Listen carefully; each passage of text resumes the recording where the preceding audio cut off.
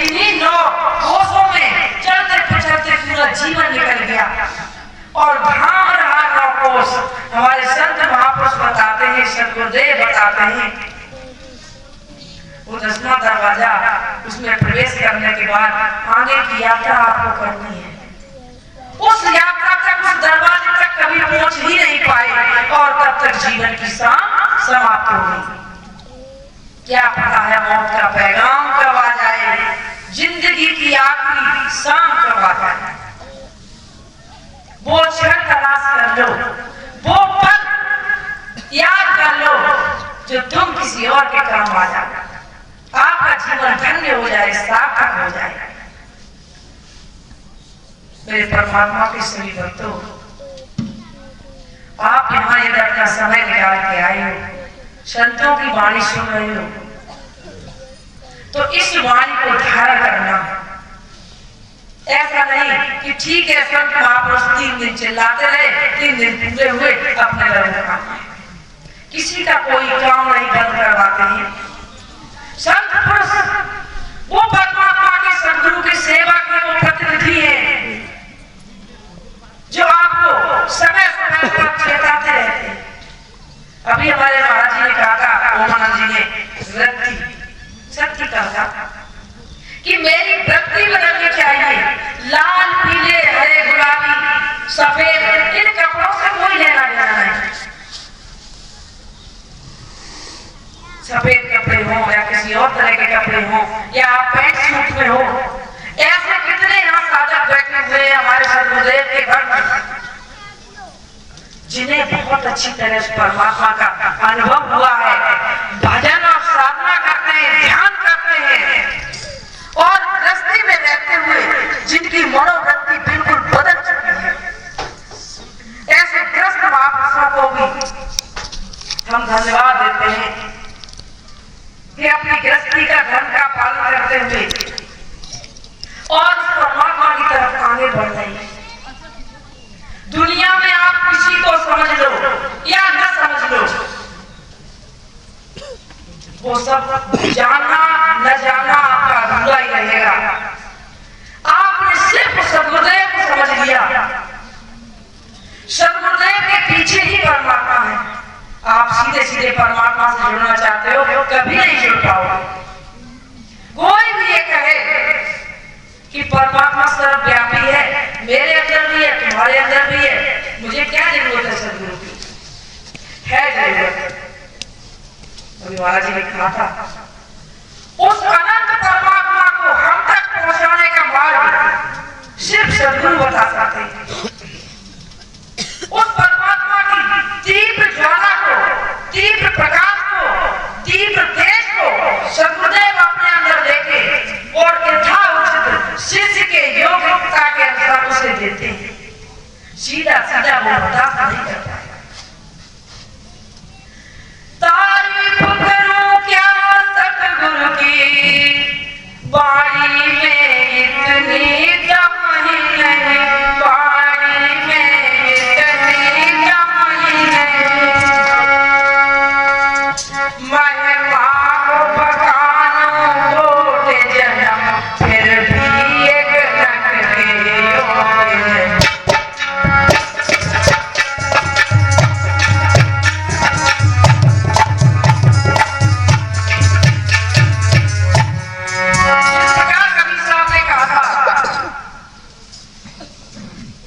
सारी धरती को काला कर दो। और उसी प्रकार सत्य है कि एक जीवन नहीं, कई एक जन्म लगा दो, फिर भी सदगुरुदेव की उनकी महिमा को एक लख के बराबर भी आप व्याख्या नहीं कर सकते। उन्होंने जो आपके ऊपर उपकार किया है, जो आपको मार्ग दिखाया है, उसके लिए करते हैं माफ उन भक्तों को जो उनकी तरफ में आ जाता, जो उनकी तरफ में आ जाता।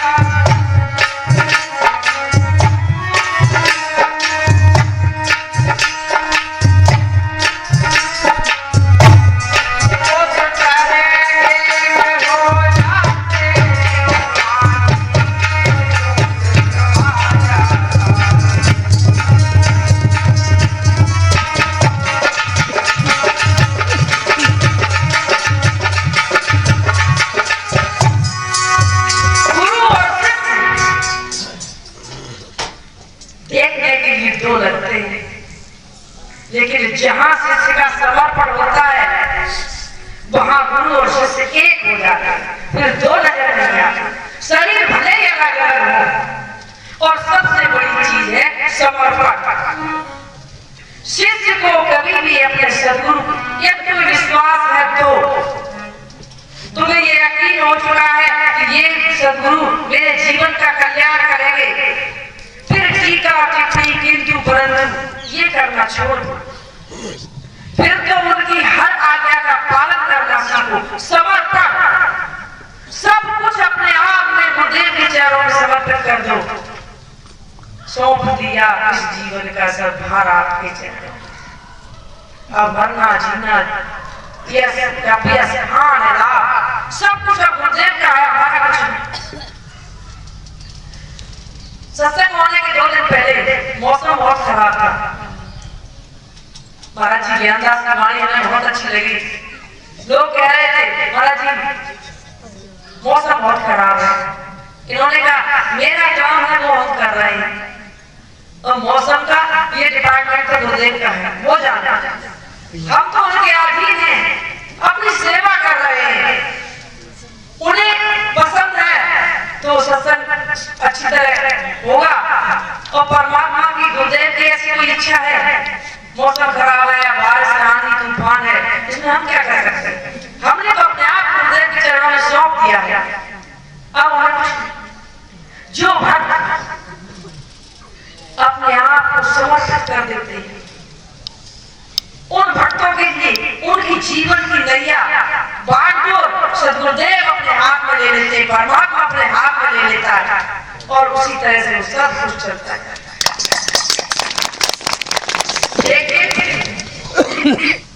एक बहुत रहस्यमयी बात ये है कि गुरुदेव के अधीन होना कौन चाहता है आज के लोगों में?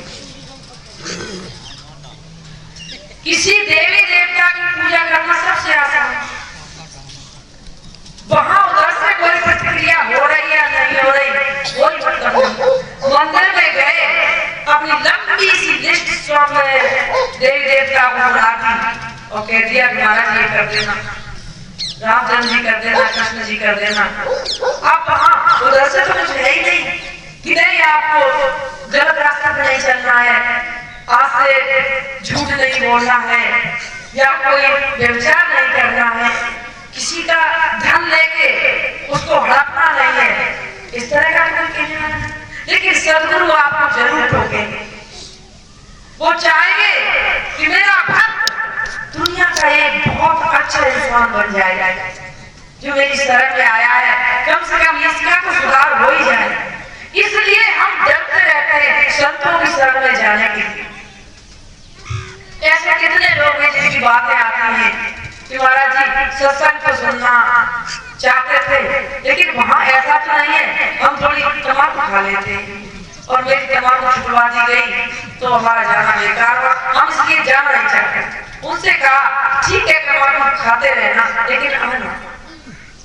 गुरुदेव कहते थे कि तुम तम्बाकू खाते हो खाओ, बीड़ी पीते हो पियो, शराब पीते हो वो भी पियो, लेकिन एक हीन का नशा हम भी कराते हैं अपने ज्ञान का। यदि वो भी करने लगोगे, यदि मेरे ज्ञान में ताकत होगी, दम होगी, तो इस बात का हम दावा करते हैं तुम्हारा बीड़ी शराब सिगरेट सब कुछ, और ये नशा किया ही नहीं तो फिर उसका असर कैसे होगा? ज्ञान ले जाकर पुस्तकें खरीद कर विद्यार्थी अलमारी में रख दे, कैसे पास होगा? गुरुदेव से नाम मात्र के लिए दीक्षा लेने, कभी भजन किया ही नहीं, और इस बात का दावा हम करते हैं कि सिर्फ गुरुदेव के बताने के अनुसार आप एक बार चल के तो देखो, अपने जीवन में उन बातों को उतार के तो देखो, एक बार उनका कहना मान के तो देखो, क्या घटना घटित होती है। चला दे भैया।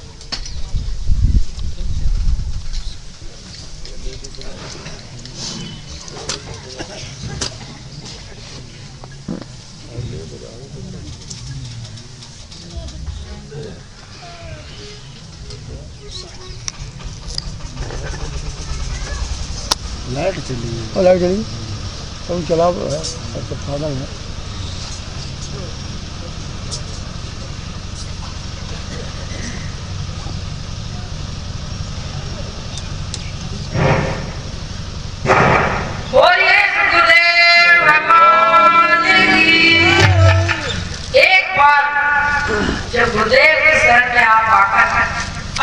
जीवन को सौंप देते हो, उनका कहना मान लेते हो, फिर निश्चय ही आपके अंदर अंधकार से प्रकाश फैलने लगता है। हमारे जीवन का सारा आधार ही बदल जाता है। अब आपको कल जो बताया था संस्कार और संगत के बारे में, और उसी कड़ी को आगे बताते हुए आज आपको ध्यान के बारे में बताएंगे और शरीर के विषय में बिल्कुल निजन और प्रैक्टिकल है। हमारे विचार कहां से उठते हैं? मस्तिष्क से। विचारने का केंद्र हमारा मस्तिष्क है, और भाव उठने का केंद्र क्या है? पता आप सबको है, लेकिन ये सोच रहे ऐसा ना हो हम सोच रहे वो गलत हो, और हम बताते जाएं आप अपने अंदर महसूस करते हैं। हमारे विचार उठते हैं मस्तिष्क से, और हमारा भाव उठता है हृदय से। कहते नहीं कैसा हृदय में भाव उठा, इस बच्चे को बोली उठा, ऐसा हृदय में भाव उठा कि किसी संत उसको देख एकदम उनके चरणों में झुक गए। छूने की इच्छा नहीं थी, मैंने कभी किसी साधु के पैर नहीं छुए, लेकिन उनकी वाणी सुनकर, उनके रूप को देखकर, उनके प्रभावशाली व्यक्तित्व को देखकर ऐसी इच्छा हुई कि ये मस्तक उनके चरणों में लग, ये हृदय से भाव उठा आपके। और विचार और भाव से और गहरा वास्तविक अपना जीवन जीने का तरीका, जीवन आनंदमय जीने के लिए वो स्थान है आपका नाभि। हमारा जीवन ही नाभि से शुरू होता है। माँ के पेट से और बच्चे का नाभि से ही जुड़ाव था। जन्म होने पर डॉक्टर के पास गए तो नस नाभि को काट दिए, या घर में गांव में पहले दाई जिसे कहते थे वो नाभि को काट। बच्चे का जुड़ा, बच्चे का मुंह बंद था, तालू से जीभ लगी हुई थी। आप सोचिए 9 महीने को कैसे बड़ा हुआ, कैसे वो जिंदा रहा, कैसे उसे खाना और पानी मिलता रहा, वो उसी नाभि के द्वारा। माँ की नाभि से बच्चे की नाभि जुड़ी हुई थी, और उसी के द्वारा सूक्ष्म रस वो बच्चा ले रहा था, उसी से वो जीवित था।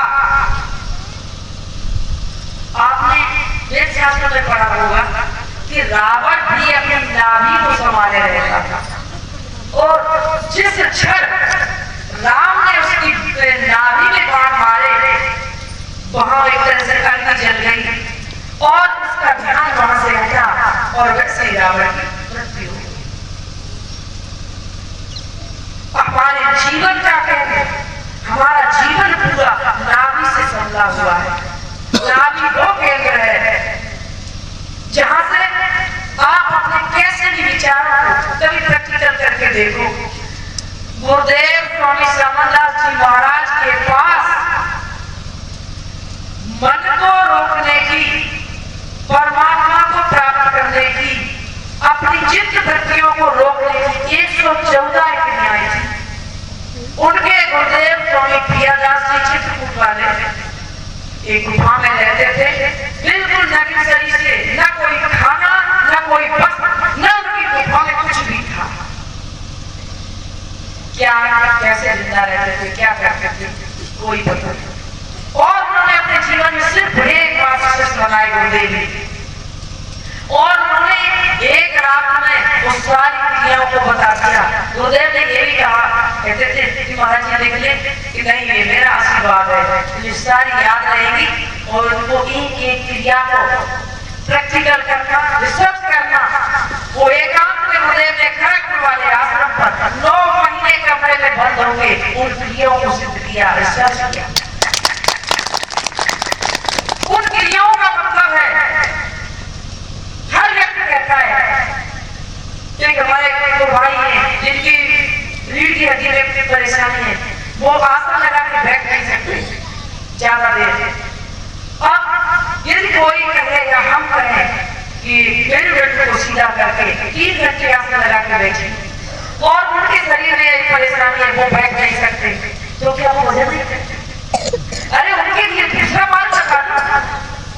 इस छत पर चलने के लिए 4 मार्ग होते हैं, एक नसैनी रखी है, एक सीढ़ियों का मार्ग है, दूसरा नए बच्चे या नए लड़के हैं तो ईंटों के कस के छेक दिए जाते हैं, उससे भी छत कर सकते हैं, चौथा एक लिफ्ट का होता है, बिजली से चलते हैं। अरे जो जिस उम्र का है, जो जिस शरीर की क्षमता के अनुसार है, उसे वो साधन देता है। 1 से 14 क्रियाओं में कोई ना कोई क्रिया तो तुम्हें सटीक बैठेगी अपने मन को रोकने की। महाराज मेरा दिन भर एक भक्त जी है, दिन भर और रात में बैंकिंग का काम करते हैं, आवाज भी आती है और लाइट भी करती है। अब कहते महाराज जी मुझे कोई ऐसी क्रिया बता दो जो आवाज का और वो चिल्लाई निकलती है उनसे परे हुए। मेरा ज्यादातर समय बैंकिंग करने में निकलता है। अब बताइए हम उनसे कहे या कोई और कहे कि प्रकाश देखो शब्द सुनो, अब उनका काम ऐसा है, एक तो ट्रेन के ड्राइवर है, वो कहे दिन भर खटखट में रहते हैं, अब कैसे क्रिया बता? तो गुरुदेव के पास 1 से 14 क्रियाएं थी, जिनका ज्यादातर तो हमारे गुरु भाई है उनको पता ही है, जिन्हें जितनी शांति मिली है। कहने का मतलब है इस मन को रोकने के लिए किसी तरह साधना में ध्यान में आपका मन लगे। और सत्य तो ये है कि हम आप सबको बातें कितनी भी बताते हैं।